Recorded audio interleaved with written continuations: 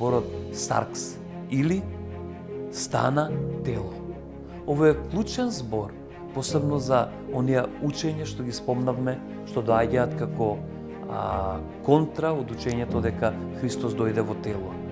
И тука Јован јасно прави разлика, изимајќи го овој збор саркс, дека Исус не дојде само како привидение, само како некоја телесна фигура, него Исус дојде како вистински човек. Буквално, зборот саркс значи месо. Значи Исус зема човечко тело од месо, од жили, од крв, од коски, од човечки навики, од човечки емоции, желби и стана 100% човек.